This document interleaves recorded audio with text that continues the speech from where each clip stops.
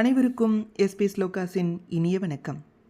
ஸ்ரீமத் பகவத்கீதையில் 2வது அத்தியாயத்தில் 21 முதல் 50 வரையிலான ஸ்லோகங்களை இப்பதிவில் நாம் பார்க்கலாம். ஸ்ரீ குருப்யோ நமஹ. ஓம் ஸ்ரீ பரமாத்மனே நமஹ. அத த்விதீயோऽध्यायः சாங்க்யயோகः.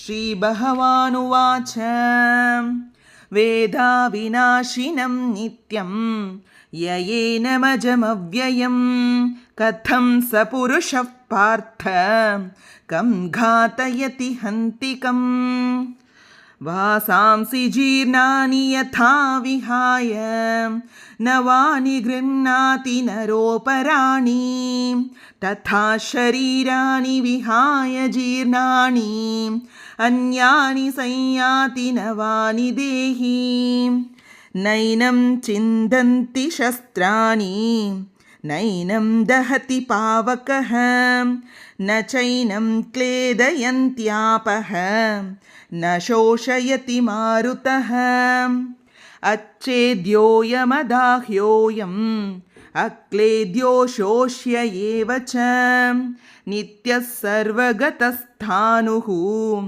अचलोऽयं सनातनः अव्यक्तोऽयमचिन्त्योऽयम् अविकार्योऽयमुच्यते तस्मादेवं विदित्वैनं नानुशोचितुमर्हसि अथ चैनं नित्यजातं नित्यं वा मन्यसे मृतं तथापि त्वं महाबाहो नैवं शोचितुमर्हसि जातस्य हि ध्रुवो मृत्युः ध्रुवं जन्म मृतस्य च तस्मात् अपरिहार्येऽर्थे न त्वं शोचितुमर्हसि अव्यक्तादीनि भूतानि व्यक्तमद्यानि भारत अव्यक्तनिधनान्येव तत्र का परिदेवना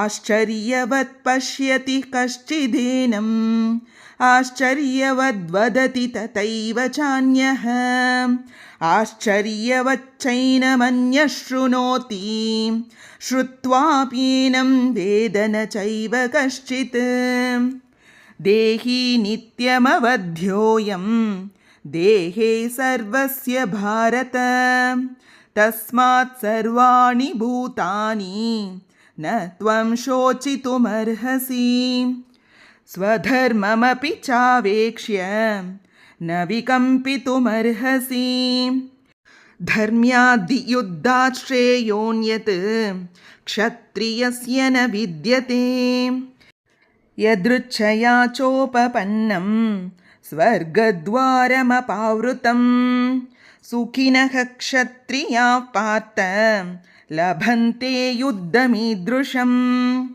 अथ चेत्त्वमिमं धर्म्यं सङ्ग्रामं न करिष्यसि ततः स्वधर्मं कीर्तिं च हित्वा पापमवाप्स्यसि अकीर्तिं चापि भूतानि कथयिष्यन्ति ते व्ययां सम्भावितस्य चाकीर्तिः मरणादतिरिच्यते भयाद्रनादुपरतं मंस्यन्ते त्वां महारथाः येषां च त्वं बहुमतः भूत्वा यास्यसि लाघवम् अवाच्यवादांश्च बहून् वदिष्यन्ति तवाहिताः निन्दन्तस्तव सामर्थ्यं ततो दुःखतरं नु किम् हतो वा प्राप्स्यसि स्वर्गं जित्वा वा भोक्ष्यसे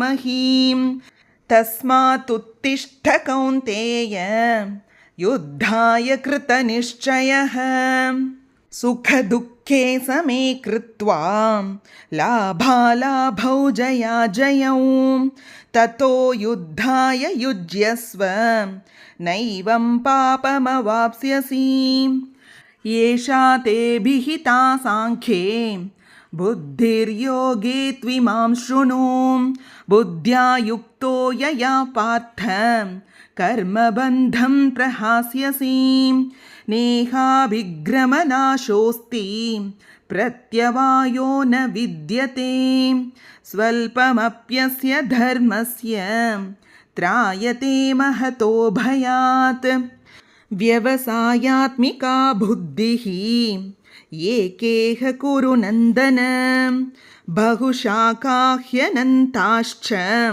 बुद्धयो व्यवसायिनाम् यामिमां पुष्पितां वाचं प्रवदन्त्यविपश्चितः वेदवादरथाः पार्थ नान्यदस्तीति वादिनः कामात्मानस्वर्गपराः जन्मकर्मफलप्रदां क्रियाविशेषबहुलां भोगैश्वर्यगतिं प्रति भोगैश्वर्यप्रसक्तानां तयापकृतचेतसां व्यवसायात्मिका बुद्धिः समाधौ न विधीयते त्रैगुण्यविषया वेदाः निस्त्रैगुण्यो भवार्जुन निर्द्वन्द्वो नित्यसत्त्वस्थः निर्योगक्षेम आत्मवान् यावानर्थ उदपाने सर्वतः सम्प्लुतोदके तावान् सर्वेषु वेदेषु ब्राह्मणस्य विजानतः कर्मण्येवाधिकारस्ते मा फलेषु कदाचन मा कर्मफलहेतुर्भूः मा ते सङ्गोऽस्त्वकर्मणि योगस्थः कुरु कर्माणि सङ्गं त्यक्त्वा धनञ्जय सिद्ध्यसिद्ध्योः समो भूत्वा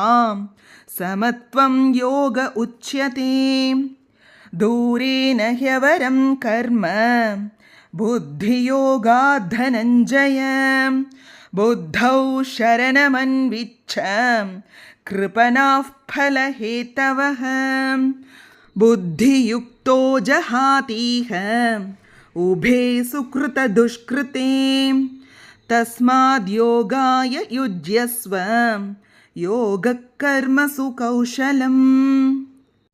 இத்துடன் 50 ஸ்லோகங்கள் நிறைவடைந்தது. சர்வம் ஸ்ரீ கிருஷ்ணார்ப்பணமஸ்து. இந்துக்களின் புனித நூலான பகவத்கீதையை கற்போம், கற்பிப்போம். இது போன்ற ஸ்லோகங்களுக்கும் ஆன்மீக விஷயங்களுக்கும் மறக்காமல் நம்ம சேனலை சப்ஸ்கிரைப் பண்ணிக்கோங்க. உங்கள் ஃப்ரெண்ட்ஸ் அண்ட் ரிலேட்டிவ்ஸ்க்கும் ஷேர் பண்ண மறந்துடாதீங்க. நல்லதே நடக்கட்டும், நன்மையே பிறக்கட்டும். நன்றி, வணக்கம்.